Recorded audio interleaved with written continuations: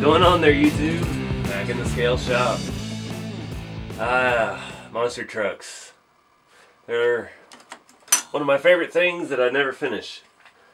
A while ago I had a Tamiya Juggernaut I picked up, used on eBay, lightly used. It was pretty well built, had been modified and had a custom chassis, and I rebuilt the gearbox, put a blazer body on it from RC 4-wheel drive, and started making a scratch built interior with a lot of stuff from Exclusive RC, and just never got past that point. I got to the point I could drive it, and I had some fun with it, but I ended up selling it, so I just kind of got bored. So I started making my SCX-10 monster truck. And I did the conversion on that, and made it brushless, and had a little fun with that, but still wasn't quite right. So we're going to try a Clodbuster. I picked this up on eBay used, and it is a basket case, kinda. Someone started doing an epic build with it, and it just never happened. I can relate. But I got this for very cheap. I think with shipping it was around $130.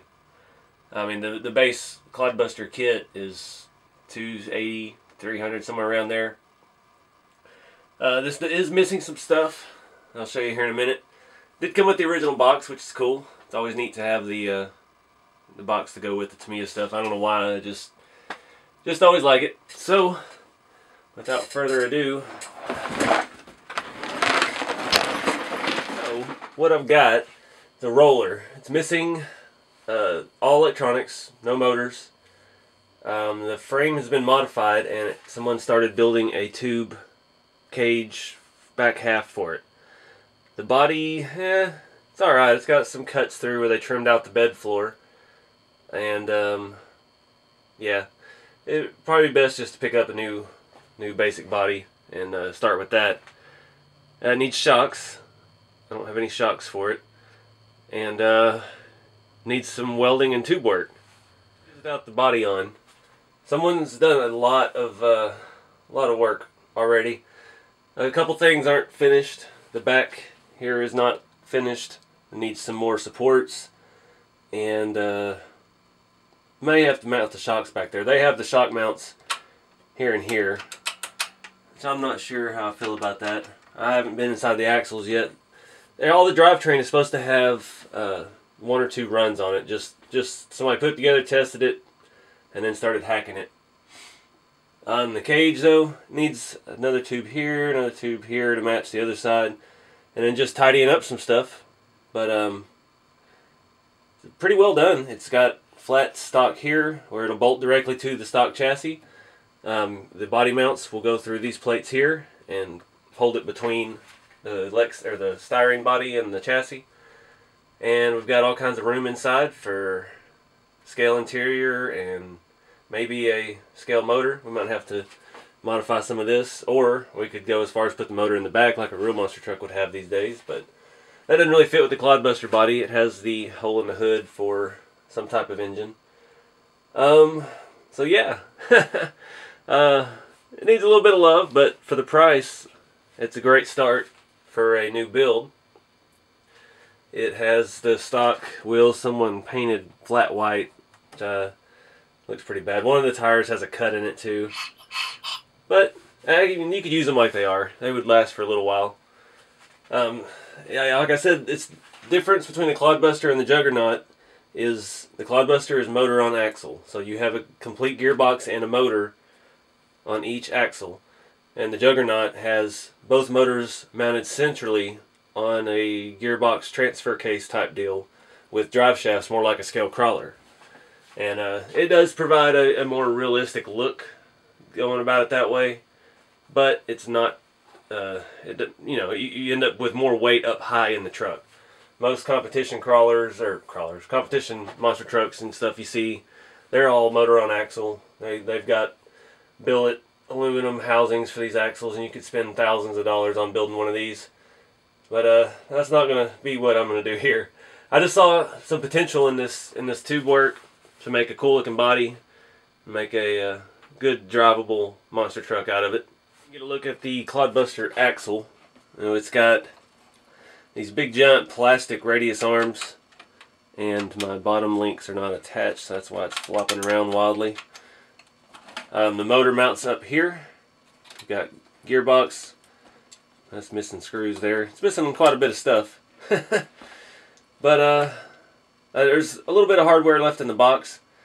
Somewhere on here also a servo mounts, but I'll probably just lock out the rear and have the front turn only. Setting up dual steering's just a little bit more work than I want to mess with. And also, I don't want to set too high. That's the thing with these, the body, you'll end up rubbing. I had that problem with my Juggernaut. That's another reason I opted to lock the rear axle out, was because I didn't want have to trim more of the body out for the tires to clear while they were turning. But yeah. So let me get you a better look at the cage here, because that's pretty much the coolest part. So here's a better look at the cage. I got it all separated out.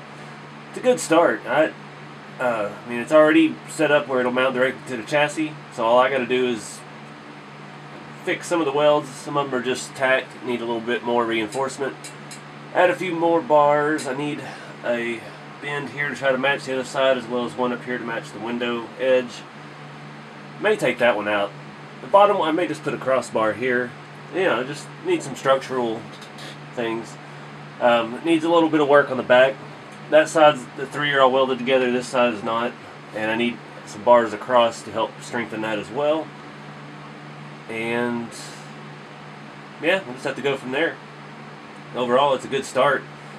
Could use it to do all kinds of stuff. It'd make a really cool crawler build. You could use some square tubing and just make frame rails to bolt it to, and then have your axles and stuff hang off. Throw the transmission and stuff in the center. Slap some Lexan on it to look like panels, and have a pretty cool rock buggy. But yeah, can't start any more projects right now. So let's look at the chassis. I'm going to get that up here, clear off some space, see if we can at least get things put back together and get some shots. So I gave it a little once over. I didn't tear into it too deep. I just wanted to get it setting up on its own, holding its own weight. You can see where the back of the frame was hacked off. These usually have inner fenders and stuff like that all back here, and place to mount 18 shocks. Excuse me. But I don't know where these shocks came from. I think I bought them. They were supposed to be SCX 10 shocks, and I think they're actually, I'm pretty sure they're Traxxas. I'm pretty sure they're like T-Max or E-Max shocks. And they work. They have a nice large like titanium shaft, so they'll be durable. I'm not sure about the angle of the rear shocks, but for now that's the only option I had. It would have pushed everything up too far and popped these bottom blue pieces out if I had to put it from here to here. Plus, this is a larger diameter. This is like a 3.5 mil bolt. These have a rubber bushing inside that was able to stretch over that. Those are just some kind of aftermarket hardware. This wasn't original to the truck. I mounted the front shocks to one of the original holes. Put a nut on the inside for now. Feels excellent, actually. If I had a, probably still put a battery in here. Put the ESC up here, and really all the weight of the motors on the bottom, I think feels like it would actually perform pretty well, despite all of this being plastic and old, and I mean it makes noises. The tires and wheels are worse than I thought. This tire here is ripped, but all of the wheels are warped. I went to put these have a plastic piece that goes in the hub. It has, I think, a 15mm hex with a spline shaft like the semi-trucks have, as opposed to just a pin through that it fits over. And it has a plastic piece around that with 5 holes on the, or 5 nubs on the back side of the wheel that fit into that plastic piece. And I went to put one of those on the wheel, and it didn't line up at all. All the wheels are warped and been out of shape, and just they've been hot before, so they're no good. But I don't know yet where I'm going to take this. Again, it was such a good deal, I had to. So let me get the body mocked up on here with the cage.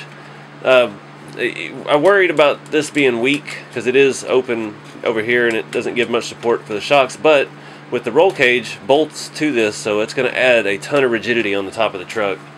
So I bolted it down, see how it stiffens it up.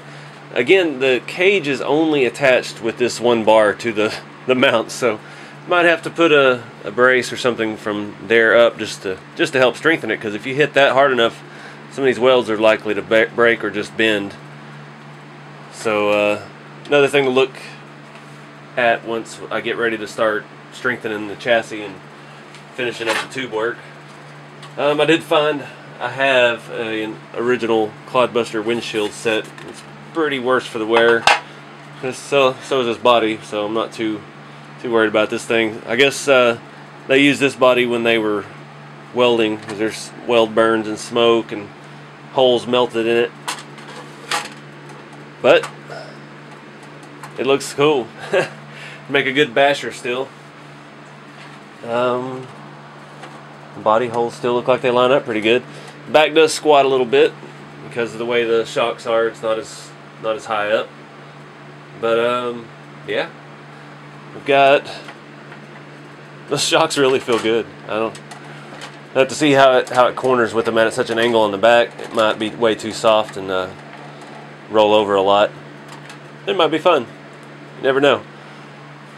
So anyways, yeah, this is a new project. I don't have a time frame for it or anything. I've got so many things in the works right now, so just kind of taking my time trying to do what interests me the most first. But I appreciate you watching and checking out the channel, and look for more of this thing to come. I'll see you on the next video.